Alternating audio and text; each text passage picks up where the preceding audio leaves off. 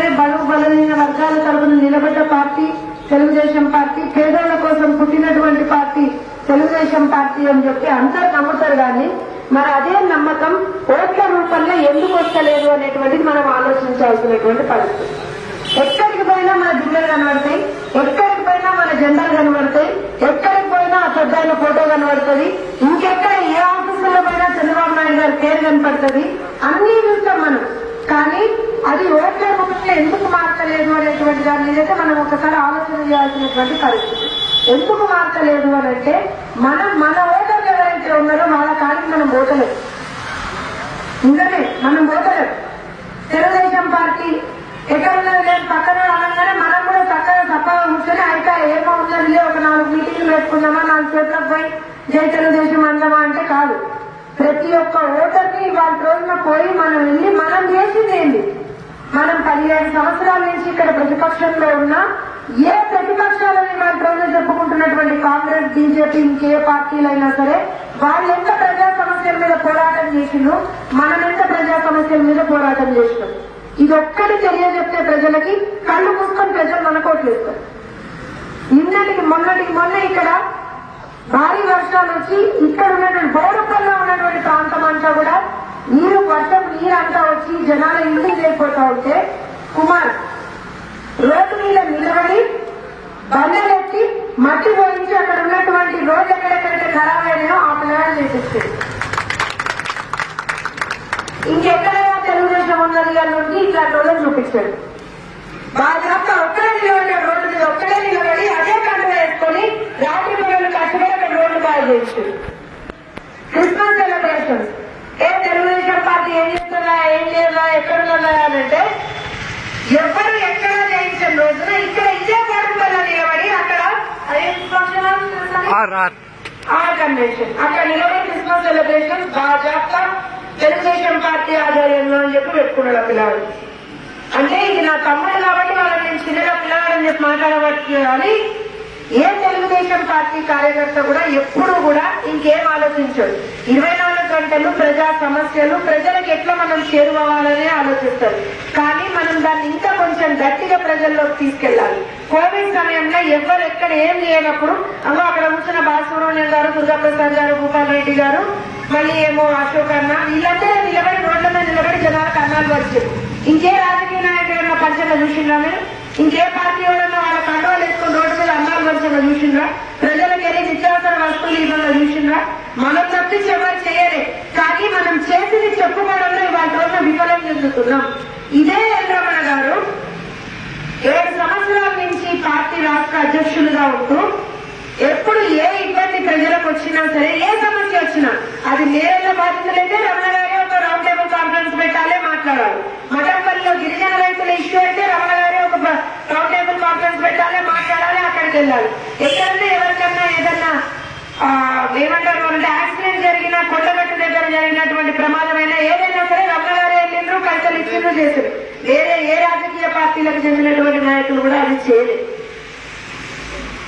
నిజంగా మనకి ప్రాంతం మీద ప్రేమ లేకపోతే, నిజంగా మనం తెలంగాణ వాళ్ళం కాకపోతే, నిజంగా మనం తెలంగాణ రాష్ట్రం కాకపోతే ఇవన్నీ చేయం కదా, మనకు అవసరం లేదు కదా. మనం ఆంధ్ర పార్టీ అని ముద్రేసినప్పుడు మనం అతనే ఊరుకుంటుంటే కదా. అయినా కూడా ఎందుకు చేస్తున్నామంటే ఇదే తెలంగాణ గడ్డ మీద పుట్టినటువంటి పార్టీ తెలుగుదేశం పార్టీ.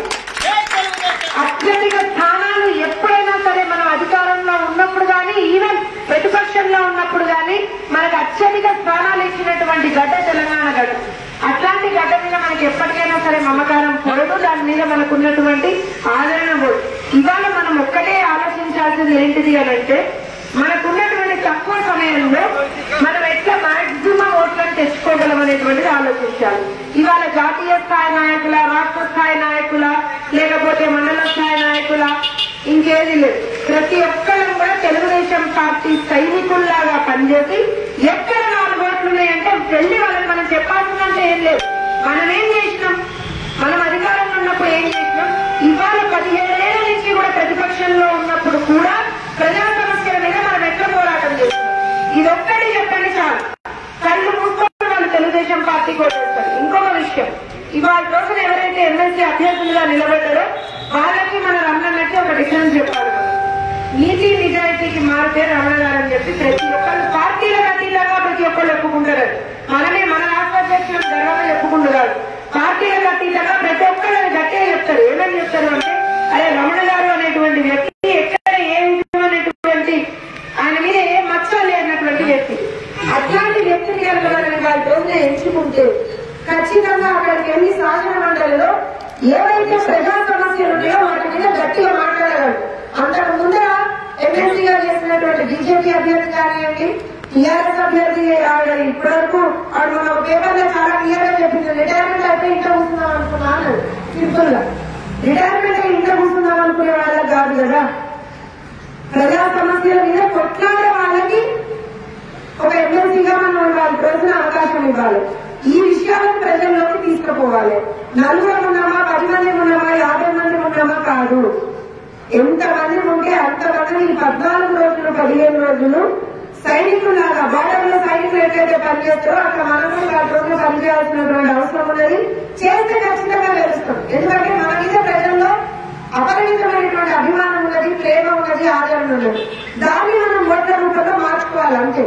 నేను చెప్పిన కదా ఇందాక ఎగ్జాంపుల్స్ చెప్పిన. ఇప్పుడు బోర్పల్ ప్రాంతంలో 10 బూతులు వస్తాయన్నా, 10 బూతులు వస్తాయి.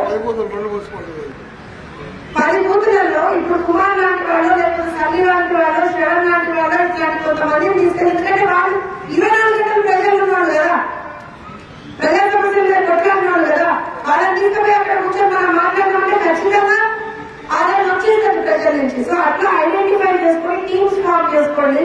ఆ టీమ్స్ ఫామ్ చేసుకుని ఇంకా మనకు టైం లేదు. మహా అయితే ఒక 2 రోజులు మీకు టీమ్ ఫార్మేషన్ ఉంటుంది. 2వ 3వ రోజు నుంచి వెళ్ళిపోవాల్సిందే, రంగంలోకి దిగాల్సిందే. పొద్దున మీరు ఇక్కడ ఏదైనా చిన్న చిన్న పార్కులు ఉంటే పార్కులకు పోయి అక్కడ వాకింగ్ చేసేటోళ్ళం కలుగుతా. సాయంత్రం ఈ మరణం ఉన్నది, లేకపోతే అక్కడ కొంచెం మనకి ఇంకో గుడి ఉన్నది, అక్కడ ఏదైనా గుడి దగ్గర పోతున్నా నిమిషాలుగా చేసే అమ్మవారి ఉన్నది. అక్కడ మీకు ప్రతిరోజు పొద్దున సాయంత్రం బ్రహ్మాండంగా మీకు అక్కడ భక్తులు వస్తారు. అట్లా ప్రతి చోట ఎక్కడెక్కడైతే ఐడెంటిఫై చేసుకుంటారు అక్కడికి వెళ్ళండి, మాట్లాడండి. ఏం నామోషం లేదు. మన ఓటు తెలుగుదేశం పార్టీ ఓటు ఇవ్వాలి. రోజున వేరే రాజకీయ పార్టీ ఏవైతే విరవీగుతున్నాయో, మాకు ఇన్ని ఓట్లు వచ్చినాయి, మాకు ఇంత శాతం ఓట్ పర్సెంటేజ్ వచ్చినాయి, అవన్నీ మన ఓట్లు. ఈ కన్నుపడాల్సినటువంటి ఓట్లు మోసం చేసి ప్రజల్ని ప్రాంతాల వారీగా, కులాల వారీగా, మతాల వారీగా ఇవాళ రోజున విభేదాలు సృష్టించి వాళ్ళు ఏదో చిన్న చిన్నగా ఓట్లు తెచ్చుకునేటువంటి ప్రయత్నం చేస్తున్నారు. మన నినాదం ఒకటే, ఎప్పుడైనా సరే ప్రజా సేవే మన నినాదం, అభివృద్ధి మన నినాదం. ఇవాళ రోజున రమణ గారు లాంటి వ్యక్తికి మనం కనుక ఎమ్మెల్సీగా ఒక అవకాశం అందిస్తే ఆయనకి ఎంపీగా పనిచేసినటువంటి అనుభవం ఉన్నది, ఎమ్మెల్యేగా పనిచేసినటువంటి అనుభవం ఉన్నది, మంత్రిగా పనిచేసినటువంటి అనుభవం ఉన్నది. ఇన్ని కలపడగా ఉన్నటువంటి క్యాండిడేట్ వేరే వాళ్ళు ఎవరు లేదు. ఇది ప్రజల్లో గట్టిగా తీసుకెళ్ళండి. మనకు ఎదురు లేదు అనేటువంటిది ఫస్ట్ మనం ఇక్కడ నమ్మాలి. మనం అది చేస్తలేము. కొంచెం గట్టిగా ప్రతి ఒక్కరు కూడా ఇవాళ రోజున మళ్ళీ ఇంకొకసారి 10 మందిలో ఉన్నాము, 20 మందిలో ఉన్నాము, 50 మందిలో ఉన్నాం కాదు. ఇద్దరు ఉన్నా తెలుగుదేశం పార్టీ జెండాలు మోస్తాము, ఇద్దరు ఉన్నా తెలుగుదేశం పార్టీ జెండాలు ఖచ్చితంగా తెలుగుదేశాన్ని అధికారంలోకి తీసుకొచ్చేంత వరకు మన మీద ఉన్నటువంటి బాధ్యత ఎక్కడా కూడా పోదు. మరొకసారి మీ అందరికీ కూడా కృతజ్ఞతలు తెలుపుతూ, ఎందుకంటే ఇట్లాంటి సమయంలో ఒక 10 మందిని కూర్చోబెట్టి ఒక చోట మాట్లాడించాలన్నా కూడా చాలా ధైర్యం కావాలి. మీరు అది రోజులు చేస్తున్నారు కాబట్టి ఖచ్చితంగా మిమ్మల్ని అందరినీ కూడా అభినందిస్తూ మళ్ళీ వస్తాం. ఎక్కడికంటే ఇట్లా మీటింగ్లే కాదు, ఇక్కడికన్నా పోయి వాళ్ళతో మాట్లాడితే మనకు ఒక 4 ఓట్లు పడతాయంటే అక్కడికి వస్తాం. మొత్తం ఇక్కడ ఉన్నటువంటి ప్రతి ఒక్కరు కూడా ఒక్కరికైనా 2 రోజులైనా ఎక్కడికైనా తిరగడానికి అందరూ సిద్ధంగా ఉన్నాం. ఎందుకంటే వాళ్ళ రోజు ఏది నాయకత్వం కాదు మనకున్నది, కేవలం కార్యకర్తలుగా సైనికులుగా పనిచేద్దామని చెప్తున్నారు. అదే మాట గుర్తుపెట్టుకుంటూ కలిసి ముందుకు వెళ్దాం. రమణ గారిని గెలిపించుకుందాం. పార్టీకి నాకు అశోకాన్ని చెప్పినట్టుగా పునర్వైభవాన్ని తెచ్చుకుందాం. అది మన చేతిలో పని, ఖచ్చితంగా మనం చేసుకోవచ్చు. జై తెలుగుదేశం, జై తెలుగుదేశం.